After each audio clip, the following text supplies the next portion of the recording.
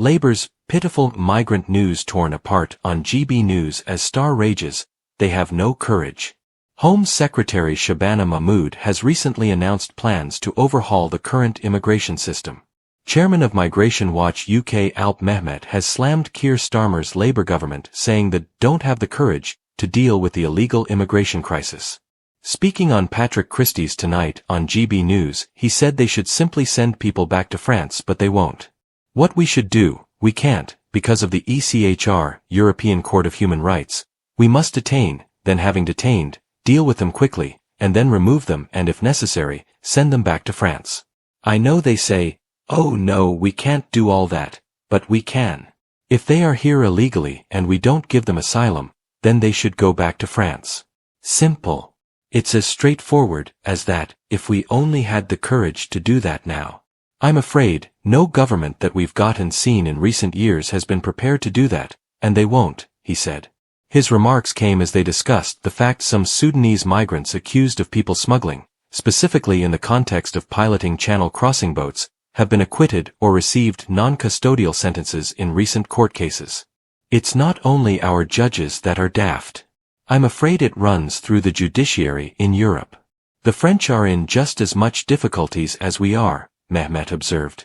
They're tied into the whole process, the whole system that is imposed on them by Brussels, by the Commission and all that. But that aside, when you look at the numbers, there are 160,000 asylum seekers last year in France. There are something like 1 million asylum seekers coming into the EU. There are 240,000 again, the latest figures for 2004 who have been detected crossing illegally. No wonder they throwing their arms up in the air and saying, you know, what's the point with all this, he said. Christie's interjected. You would have thought, though, if you caught someone with 7 Sudanese lads in the back of his car, and all the equipment you would need to cross the English Channel on his way to Calais, that might be a pretty open and shut case. Well, it may be, but I'm afraid that you or I were not sitting there in judgment. And those who are, they've got an eye on the ECHR. They've got an eye on the 1951 Convention. They've got an eye on the sort of cases that have been determined, Mehmet responded. And I'm afraid everything that's happened over the last 10 or 15 years pushes them in one direction. Let them off. Don't send them to jail. We're already crammed, and that is going to continue. And what is more, it's going to get worse here. Notwithstanding what Shabana Mahmood announced yesterday, which was pitiful.